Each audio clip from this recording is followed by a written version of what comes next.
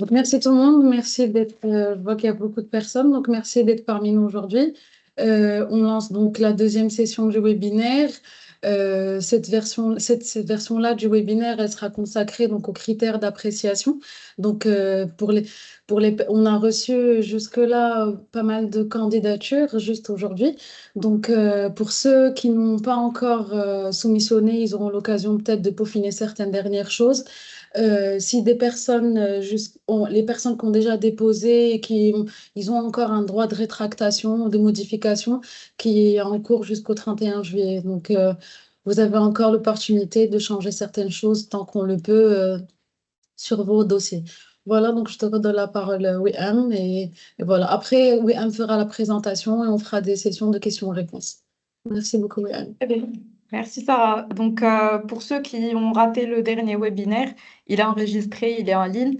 Vous pouvez nous envoyer un mail, on peut vous envoyer le lien, on pourra vous le partager à la fin, vous le montrer. Donc, le premier webinaire, c'était sur le trophée de façon générale, la présentation du contexte, les étapes. Et aujourd'hui, vraiment, on veut partager en exclusivité, en quelque sorte, les critères de sélection, de telle sorte à ce que vous mettiez toutes les chances de votre côté. Et donc, comme a dit Sarah, pour ceux qui ont déjà déposé, vous pouvez modifier vos candidatures d'ici la date limite, qui est le 31 juillet. Donc, juste pour rappeler, pour ceux qui n'étaient pas là ou ceux qui ne connaissent pas encore le trophée, donc, toutes les informations sont sur ce lien. Vous avez le QR code aussi. Donc, pour vous inscrire, il faut remplir le formulaire en ligne, rajouter les documents nécessaires qui sont décrits dans le règlement. Et ensuite, vous envoyez vos dossiers soit par mail, soit par courrier, ou vous déposez directement physiquement au siège du ministère. Les candidatures, c'est pour le 31 juillet. Donc, là, il reste 10 jours. Donc, il y a deux catégories, pour le rappeler. Une première catégorie, c'est pour des projets réalisés ou en cours. C'est ouvert pour les professionnels. Donc, c'est pour des projets qui sont résidentiels, qui soient neufs ou rénovés, soit terminés, soit en cours de réalisation et qui intègrent des solutions d'efficacité hydrique dans le logement. La deuxième catégorie, qui est le concours d'idées, ce sont des idées. Donc, ce n'est pas des projets réels, c'est des projets plus fictifs. Ça peut être aussi des projets qui n'ont pas abouti, mais qui sont quand même réels. Donc, toute autre innovation, on va dire, qui intègre aussi des dispositifs d'efficacité hydrique. Là, dans la catégorie 2, on a deux sous-catégories de soumissionnaires. Donc, il y a les professionnels et il y a les étudiants. Donc là, dans cette catégorie, vous êtes un petit peu plus souple dans la proposition, mais après, il faut rester cohérent et concret. Justement, on va regarder les critères.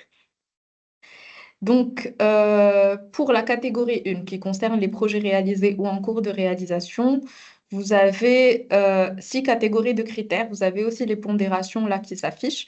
Donc, le premier critère, c'est la pertinence des solutions. Donc là, on regarde est-ce que les solutions sont adaptées au contexte, quelle est l'efficacité des dispositifs mis en œuvre, quels sont les dispositifs choisis, est-ce qu'on est sur de l'aménagement paysager, sur des équipements sanitaires, sur des solutions un petit peu plus, on va dire, intégrées, qui intègrent plusieurs choses, donc c'est pour départager le caractère innovant et est-ce qu'il y a des capteurs, de la télégestion et d'autres choses. Le point 2 à 25% aussi, c'est l'impact mesurable. Donc là, on regarde est-ce qu'il y a une estimation des économies d'eau réalisées en mètres cubes, en pourcentage. Est-ce qu'on a comparé une réduction par rapport à une situation de référence? Quelle est cette baseline de référence qu'on a choisie? Comment est-ce qu'on le justifie? Quelle est la méthodologie de calcul qui a été utilisée? Ensuite, le 3, c'est l'intégration dans le projet global. Donc là, on regarde la cohérence avec les autres volets. On ne veut pas des solutions parachutées. C'est pour ça que c'est un prix qui concerne l'intégration des solutions dans le logement. Donc, comment est-ce que ça interagit avec les autres lots architecturaux, VRD, techniques et autres? Est-ce qu'on prend en compte le confort, la biodiversité ou d'autres aspects? Et voilà. Ensuite, le 4, c'est tout ce qui est faisabilité et réplicabilité. Donc là, c'est très important de faire des estimations financières, de dire en quoi c'est une solution qui est économiquement viable qui est aussi réplicable, qui peut s'adapter à d'autres contextes. Aussi, en termes de faisabilité technique, on regarde est-ce que ça nécessite des compétences spécifiques, de la maintenance spécifique, est-ce que c'est des choses qui sont plus généralisables, est-ce que c'est simple, c'est modulaire et tout ça. Après, il y a tout ce qui est co-bénéfices et externalités. Donc, est-ce qu'il y a de l'impact sur la sensibilisation et l'inclusion sociale? Est-ce que le projet va contribuer à l'adaptation climatique ou territoriale et l'appropriation par les usagers ou bénéficiaires locaux? Donc, c'est aussi qu'est-ce qu'on fait déjà pour sensibiliser les usagers et est-ce qu'on intègre le feedback de la population qui va utiliser ce projet-là pour co-concevoir la solution? Et bien sûr, une dernière partie avec le plus petit pourcentage, mais c'est important quand même, c'est tout ce qui est, on va dire, mise en forme. Donc là, c'est est-ce qu'il y a une fluidité dans l'argumentaire, la qualité des supports, la clarté et la structuration des propos. Donc ça vous donne un total sur 100.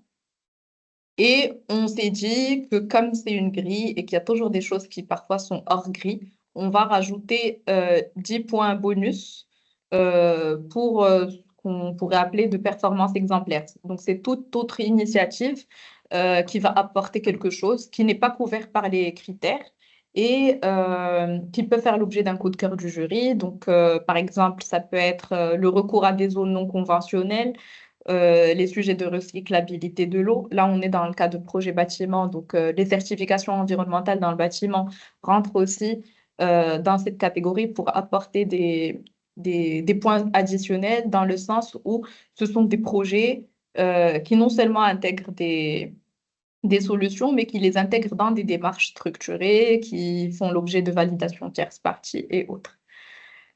Donc ça, c'est pour la catégorie 1. Donc pour la catégorie 2, pour rappeler la catégorie, c'est le concours d'idées. Donc là, on a deux groupes, on va dire, de soumissionnaires, les professionnels et les étudiants. On va d'abord voir la grille pour les professionnels. Les thématiques sont les mêmes pour les deux. C'est juste que pour les étudiants, on a allégé un petit peu les critères. Donc là, on a un premier critère sur l'originalité et l'innovation.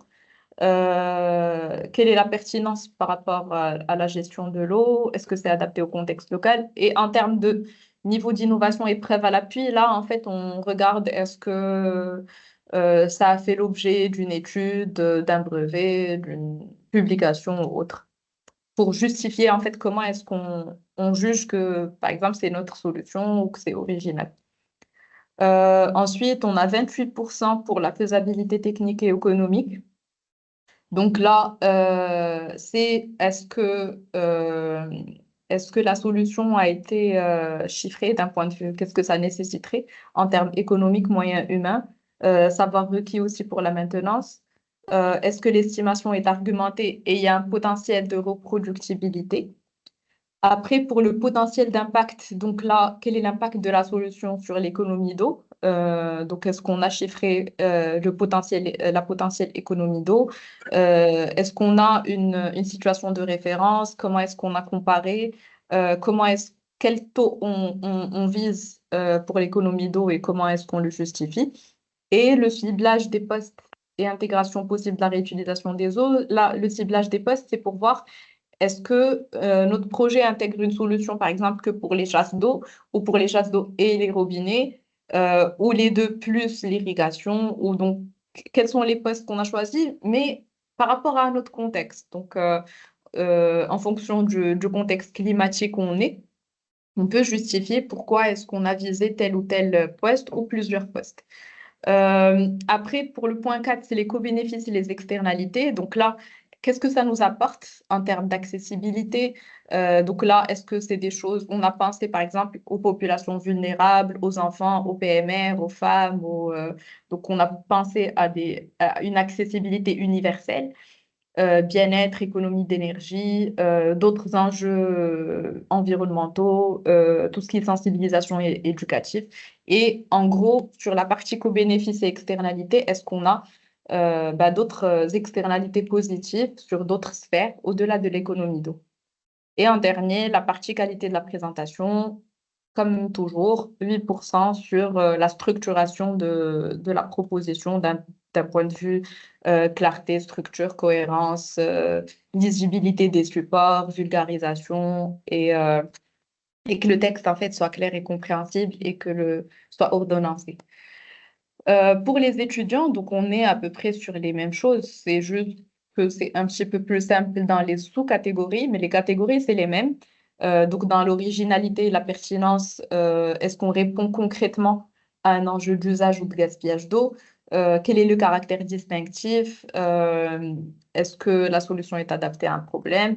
En termes de faisabilité et euh, clarté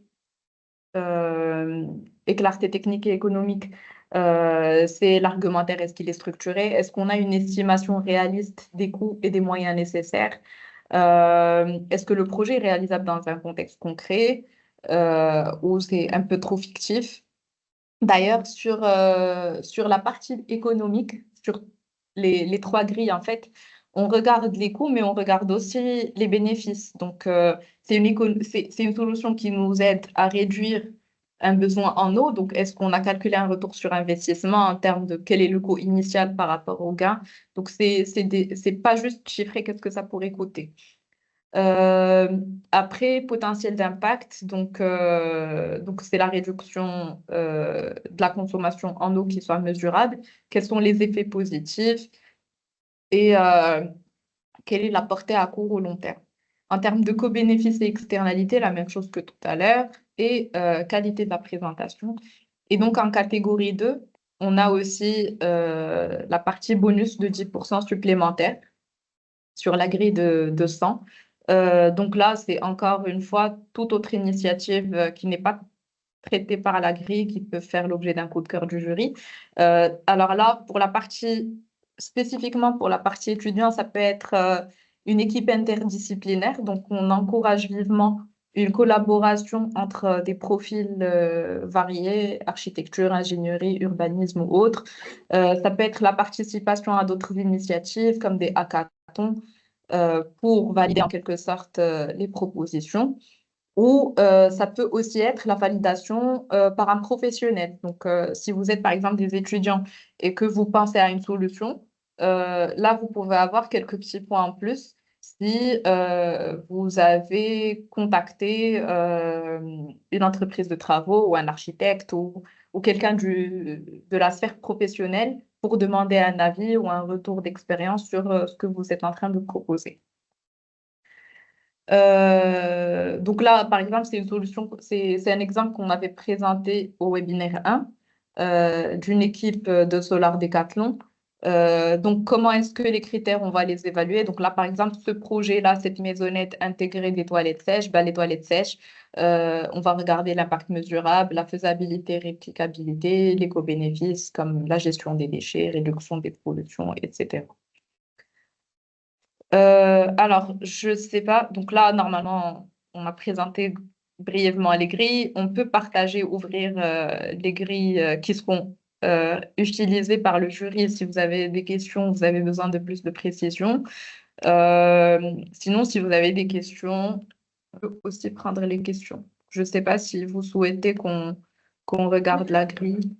Oui, avant de commencer la grille, je voudrais juste mentionner quelque chose. C'est que par rapport au concours d'idées, surtout s'il y a des doctorants, c'est ce dont on avait parlé la dernière fois, s'il y a des doctorants et que ça fait partie d'un projet de recherche et que, surtout pour les sciences exactes et les gens qui sont inscrits dans des universités comme l'Université Mohamed V, et qu'il y a peut-être une idée de breveter des idées ou des solutions, faites attention à ça. Ça risque de tomber dans le domaine public si vous exposez votre travail avant. Donc, juste, je voulais mentionner ça. Et puis, si quelqu'un a du mal à se procurer un papier ou une autorisation, il peut déposer et après euh, rejoindre le papier qui manque à son dossier. Voilà, merci. Oui, merci. Moi, j'ai une deuxième précision. Donc, dans le cas où des projets sont faits dans le cadre d'une collaboration ou dans des équipes auparavant, alors là, il faut distinguer, il y a deux cas. Donc, on avait une longue discussion avec le jury. Donc, si vous avez travaillé avec un groupe, surtout pour les projets réels existants ou en cours, alors si le projet est toujours en cours, vous avez besoin de l'accord des autres membres. C'est là où on parle de mandataire du groupement. Ou sinon juste avoir un accord des autres comme quoi c'est OK que vous partagez. Si le projet est déjà terminé et il a été fait auparavant, vous n'avez pas forcément besoin de l'accord des autres, mais il faut les citer. Il faut citer que le projet a été fait dans le cadre d'une collaboration et citer les personnes qui ont contribué. Ça n'empêche que vous êtes le seul soumissionnaire, mais il faut à chaque fois préciser, est-ce que ce travail-là que vous soumissionnez, vous l'avez fait à 100% seul ou vous l'avez fait dans quel cadre en fait de soumission. Et donc, comme a dit Sarah, il y a une flexibilité pour compléter les dossiers. Donc, c'est vrai qu'on demande, par exemple, pour les étudiants, l'autorisation de l'école, etc. Ou pour les projets réels, l'autorisation du maître d'ouvrage. Donc, ce sont des documents qu'on pourra accepter après la date si vous n'avez pas eu moyen de les recevoir d'ici le 31 juillet. Donc, en tout cas, ce qu'il faut savoir, c'est que un dossier qui n'est pas complet ne sera pas rejeté. Donc, tous les dossiers qu'on va recevoir, on va les étudier et vous aurez tous l'opportunité de compléter. Donc, on va pas hésiter à appeler. Peut-être qu'un dossier qui n'est pas complet et qui n'a pas été complété a posteriori ne pourra pas gagner le prix, mais il sera tout de même évalué. Donc, n'hésitez pas à soumettre vos candidatures, même quand vous avez des pièces qui manquent. Et si vous pouvez même nous faciliter la tâche et préciser qu'est-ce qui manque, ça pourrait être intéressant. Une question concernant l'anonymat dans notre rapport. Devons-nous mentionner les noms des étudiants et le nom de l'école ou devons-nous les anonymiser? Non, il faut mentionner, il ne faut pas anonymiser justement. Donc vous, bien sûr, le dossier il est soumis en votre nom, donc vous avez votre nom. Après, s'il y a d'autres personnes qui ont contribué, bien sûr, il faut les citer. Et l'école, il faut la citer parce que de toute façon, on demande une autorisation de l'école. Maintenant, comme c'est la période estivale et comme il se peut que justement les administrations ne soient pas accessibles, si vous n'avez pas obtenu l'autorisation signée, on pourra l'accepter après. Aussi, il y a le code de candidature qui est sur le formulaire qui est généré et il doit être joint pour éviter des homonymes ou quelque chose comme ça.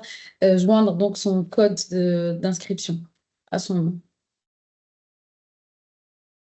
Alors, Abdrahim dit bonjour. Je ne sais pas, Abdrahim, si tu as une question, c'est juste pour nous dire bonjour.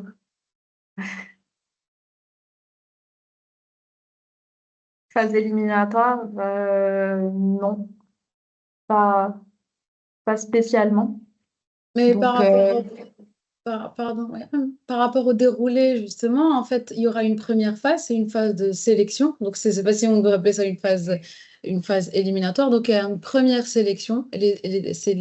C'est comme une shortlist. Donc, on va shortlister certains candidats. Ces candidats-là vont venir devant le jury, donc pitcher leur projet.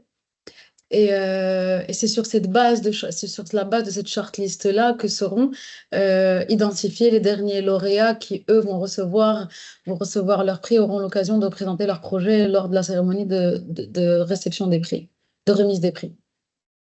Donc, si c'est ça, une phase éliminatoire. ouais. Et il y a Wissal qui demande si c'est une équipe pluridisciplinaire, est-ce qu'on peut avoir que l'accord d'une seule école? Euh, en fait, déjà, quand il y a une équipe pluridisciplinaire, il y a toujours un mandataire. Donc, vous pouvez avoir l'accord de l'école du mandataire, celui qui fait la soumission. Et Abdelrahim demande le profil des membres du jury. Donc, le jury est composé de 5 institutions. Donc, il y a le ministère de l'Habitat, il y a le ministère de l'Eau et l'Équipement, le ministère de l'Enseignement, l'Ordre des architectes et le ministère de l'Énergie. Vous avez tous les ministères et l'Ordre des architectes. Donc, c'est essentiellement des ingénieurs et des architectes pour être plus précis. C'est des ingénieurs et des architectes, des ingénieurs en génie civil et des ingénieurs spécialisés en hydraulique et en gestion de l'eau. Et Ouais, voilà. Najwa, on va partager l'enregistrement. On a eu deux demandes. En fait, déjà, vous avez l'enregistrement du premier webinaire qui est en ligne. Celui-là le sera aussi. Et toutes les personnes déjà qui ont assisté, qui se sont inscrites, vont recevoir un mail avec l'enregistrement une fois qu'il est prêt. Alors, Mouna, dans le cas où l'on souhaite accompagner les plaquettes A3 avec des panneaux A0, est-ce que ces panneaux doivent-ils être présentés sous forme de planches rigides ou bien sous forme de feuilles A0 pliées? Ça, cette histoire de présentation, on n'a pas voulu être extrêmement exigeant pour laisser de la flexibilité, surtout pour les étudiants. C'est à votre guise, parce que vous jugez, de toutes les façons, le A0 est, et en plus, donc si vous voulez que ce soit sur un support rigide ou sur des feuilles A0 souples, c'est ce qui vous arrange. Ne vous sentez pas enfin, restreint ou obligé d'être sur des formats rigides. Le format rigide A0 est très sympathique pour présenter des projets, donc c'est à votre guise. Après, vous pouvez laisser le format rigide pour la deuxième phase. Si vous arrivez à la phase pitch, par exemple, ça peut être intéressant. Mais si vous voulez le faire une fois pour toutes, en tout cas, c'est libre. Et il y avait une autre question, est-ce que les plaquettes sont acceptées sous format numérique? Oui. Donc les soumissions, il y a trois façons de soumettre, soit par courrier recommandé, soit par dépôt physique au ministère, soit par envoi numérique. Donc l'envoi peut être numérique, il peut intégrer aussi des vidéos ou d'autres supports qui ne peuvent pas forcément être physiques. Mais dans le cas du physique, on peut intégrer des plaquettes, enfin des maquettes, des choses comme ça. Euh, une question, dans le cas d'un groupe composé d'étudiants issus de différentes écoles, est-il nécessaire que chaque membre obtienne l'accord de son établissement? Ou est-ce que le mandataire doit fournir? On a déjà répondu à cette question, Zineb. Donc, on peut avoir juste l'accord du mandataire.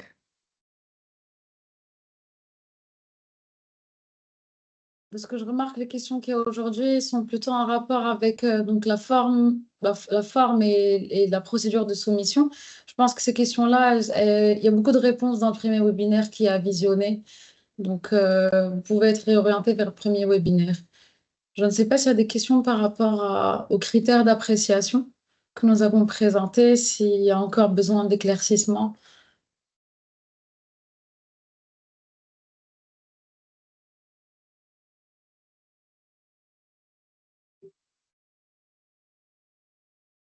En attendant de voir s'il y a des questions, je vais partager l'accès. Est-ce qu'on peut avoir l'accès au premier webinaire?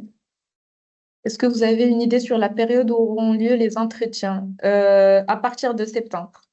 Là, pendant août, il n'y aura rien. Durée du pitch, tout ça, ça va être la deuxième étape. Donc, pour l'instant, faites vos soumissions pour le 31 juillet et ensuite, on vous tiendra au courant de la suite.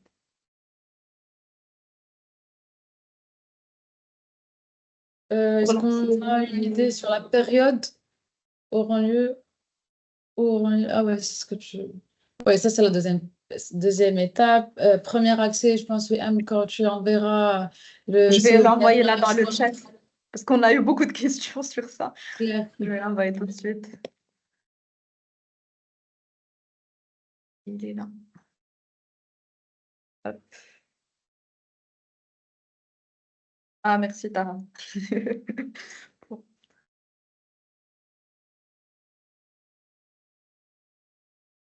Euh, Pour être, pour répéter quelque chose, je pense qu'il pour être assez clair, c'est par rapport au concours d'idées. Il s'agit encore d'un projet.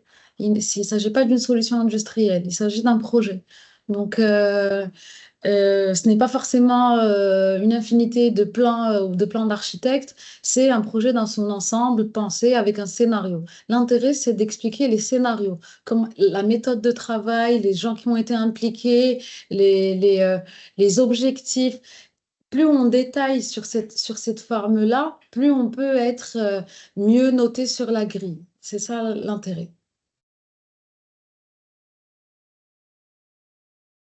alors, une question. S'il est possible, je veux savoir l'étape qui suit après l'envoi du formulaire. Est-ce qu'il faut préparer un dossier? Si oui, quels sont les documents à fournir dans le cas d'un fonctionnaire et avec quelle adresse d'envoi? Un fonctionnaire peut soumissionner en tant que professionnel, indépendamment de son administration, pour sa qualité d'architecte ou d'ingénieur. Et Donc, il sera... pour les documents, tout est sur le site internet et dans le règlement, il y a tous les documents qui sont stipulés. Sur le site internet du ministère, donc il y a le dossier à télécharger qu'à compléter. Donc toutes ces informations-là vont être sur le site internet du ministère, dans la page consacrée au trophée. Donc, bien. Donc,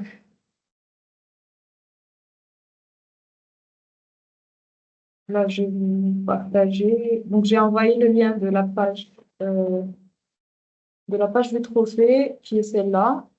Donc là, vous avez le dossier de participation et vous avez l'inscription. Donc, le lien court que j'avais envoyé, c'est juste celui de l'inscription. Il y a le règlement ici. Et là, vous choisissez en tant qu'équipe, vous soumettez et vous complétez votre candidature. Une fois vous avez votre formulaire, c'était la question. Vous revenez au dossier parce que là, il y a toutes les autres pièces qui sont demandées qui sont ici. Et après, vous faites la soumission, comme on a dit, soit par mail, soit par courrier recommandé ou par dépôt physique. Il y a une dernière question, mais je n'ai pas très bien compris. Est-ce que les projets sont protégés avec ces établissements? Je n'ai pas compris non plus. Je n'ai pas compris. C'est-à-dire, est-ce que les idées sont protégées dans le cadre de ce jury? J'ai pas compris. Vous pouvez prendre le micro, hein, si vous voulez. Vous êtes libre. Vous n'êtes pas obligé d'écrire des questions sur le chat. On doit ouvrir, je pense. Alors, je vais essayer de retrouver une ligne.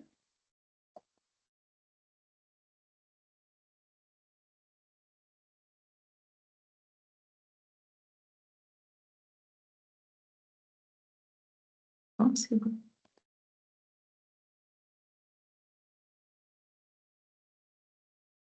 Non, c'est ouvert. Je pense que vous pouvez ouvrir le micro si vous voulez spécifier la question. Oui, de la propriété intellectuelle. Dans quel sens? Par exemple, oui, je pense que j'ai compris. Pour un intérêt de propriété intellectuelle, il y a une crainte de donner des idées et qu'il y ait des fuites. Euh, En fait, celui qui reçoit les projets, donc c'est le ministère de l'Aménagement du territoire national, de l'urbanisme et de l'habitat et de la politique de la ville. Donc, nous, dans le cadre de ce trophée-là, on est engagé à déjà à respecter toutes les données personnelles, à les protéger dans le cadre de procédures de gestion de l'information. Donc, nous sommes engagés même juridiquement à protéger vos informations personnelles et toutes les informations que vous nous donnez, dans le cadre de ce projet-là surtout. Maintenant, comme a dit Sarah tout à l'heure en précision, si vous n'étiez pas là, pour ceux qui sont par exemple en train de préparer un brevet ou une thèse doctorale, le fait de soumissionner, ben, ça tombe quand même dans le domaine public. Euh, donc, euh, donc voilà, il y a un risque pour la partie brevet si jamais vous cherchez un brevet et qui n'est pas encore obtenu. Il faut savoir que parmi le jury, il y a aussi des gens qui viennent du milieu de la recherche et qui sont sensibles justement à ces thématiques-là de recherche de propriété intellectuelle.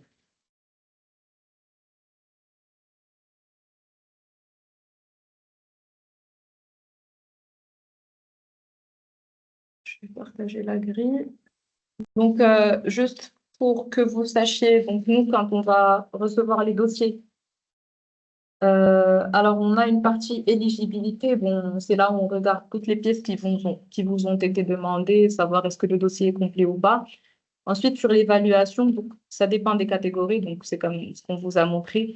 On a une grille très détaillée pour avoir des évaluations les plus objectives possibles.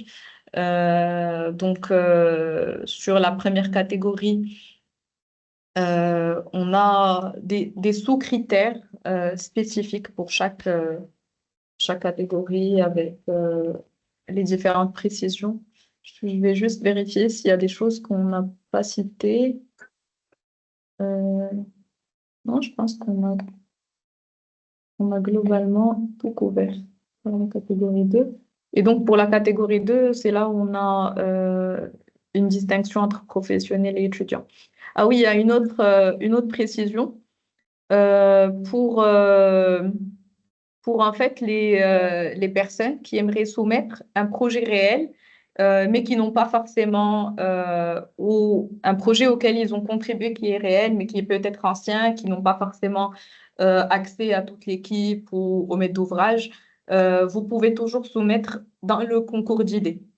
Ça veut dire, je suis architecte au bureau d'études, j'ai contribué il y a 10 ans à un projet où on a mis en place une solution, mais je suis plus en contact avec l'équipe, mais j'aimerais bien reproposer cette solution dans le cadre du concours. Je peux quand même la soumettre, mais dans le concours d'idées, pas dans les projets réels. En tant que idée voilà, que la personne porterait, elle va citer que ce travail a été fait dans le cadre d'un projet X ou Y. Il y a Euh, une question sur les visites des projets. Je pense que c'est une question qui concerne surtout la catégorie 1. Donc, c'est le jury se réserve le droit. Donc, voilà, il y avait écrit ça dans le règlement, se réserve le droit d'effectuer des visites sur site. Je pense que ça, ce sera plutôt après que des candidats soient shortlistés. Donc, il y a une première sélection. Quand on vous tiendra au courant par rapport aux résultats de notre trophée. À ce moment-là, vous saurez si des visites, si vos projets sont concernés par ces visites de site. Il y a une autre question qui dit, pour la catégorie résidentielle individuelle ou collective, doit être établie mutuellement ou séparée. Je n'ai pas très bien compris la Il n'y a question. pas de distinction entre les projets résidentiels individuels ou collectifs. Il y a une distinction entre les catégories de professionnels, les catégories concours d'idées ou projets réalisés, mais il n'y a aucune distinction entre typologie de projets. Tous les projets sont acceptés. Donc, je le répète, donc l'intérêt, c'est de produire un scénario avec des impacts, avec une genèse de projet. Donc, plus il y aura des bénéfices, un chiffrage, une philosophie développée autour de ce projet-là, même un projet déjà réalisé, mais qu'il y ait limite un- un- une narration jointe pour expliquer ce projet, sa genèse, plus ce projet sera pertinent.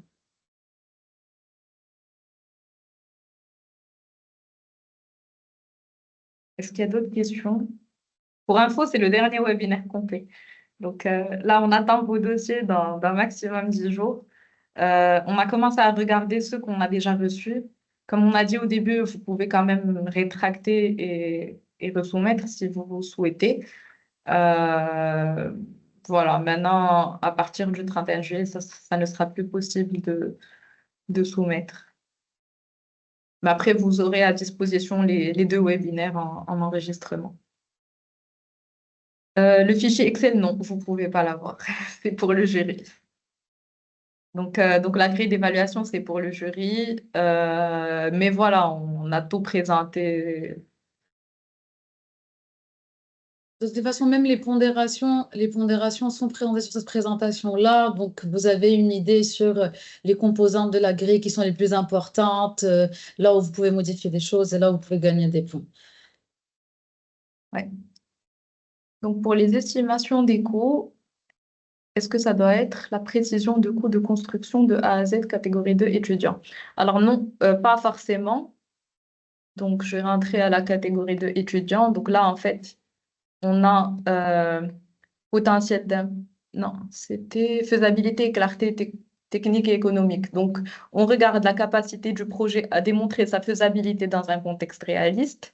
Donc, c'est un sous-critère. Donc, il faut que l'idée soit simple, soit réalisable, le fonctionnement soit compréhensible, la pertinence économique. Donc là, on a un raisonnement économique. On n'est pas avec les étudiants, on est un petit peu plus souple, comme je disais, et les matériaux et principes évoqués sont cohérents. Donc, voilà, c'est ça le niveau de détail en tout cas qu'on donne au jury. Pour les professionnels, là, on est un petit peu plus dans le détail, dans la faisabilité technique et économique, dans la pertinence économique, on regarde l'estimation de coûts ou raisonnement économique par poste. Donc, on demande à ce qu'il y ait un raisonnement sur les différents postes et une réflexion sur la viabilité ou le rapport coût-bénéfice. Donc, vous n'êtes pas obligé de chiffrer le projet de logement en sa globalité. Si c'est ça la question, de ce que je comprends, que vous dites les coûts de construction de A à Z, mais vous pouvez partir sur des ratios. De dire, par exemple, notre projet de logement avec le standing et avec la localisation et tout, on est à peu près, je dis n'importe quoi, à X dirhams par mètre carré. Notre projet fait 200 mètres carrés, donc on devrait être à un coût global de temps. Et notre solution d'économie d'eau coûte tant, donc ça représente un pourcentage X de la totalité. Et elle nous permet d'économiser combien, et donc en volume d'eau qu'on peut convertir en dirhams en prenant le coût d'eau des concessionnaires et calculer un retour sur investissement ou autre chose.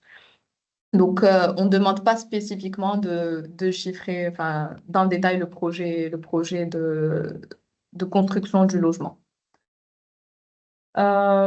Existe-t-il des contraintes techniques à respecter, taille maximum, type de fichier, etc.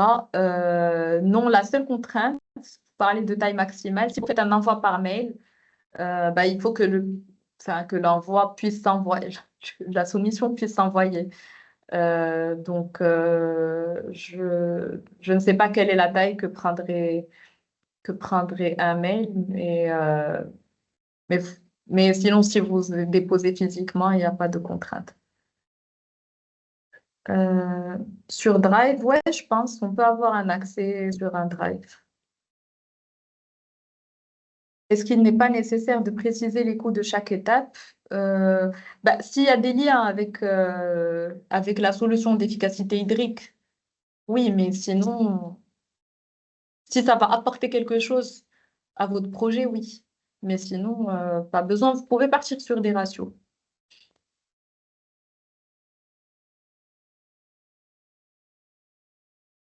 Donc, un drive, oui, c'est possible. Après, des choses comme un WeTransfer ou autre, je pense pas parce que même les durées sont très limitées d'un point de vue combien de jours les documents restent disponibles. Donc, ouais, privilégier les options drive.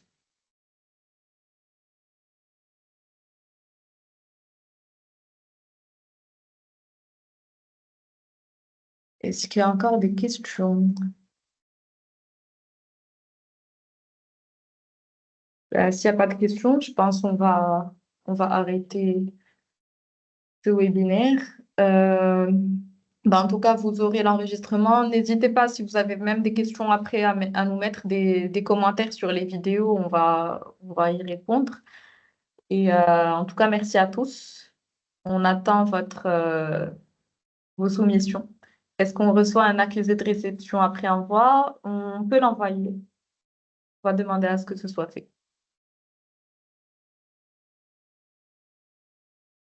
Ok, bah merci tout le monde et bonne semaine et bon courage pour ceux qui vont soumettre les dossiers.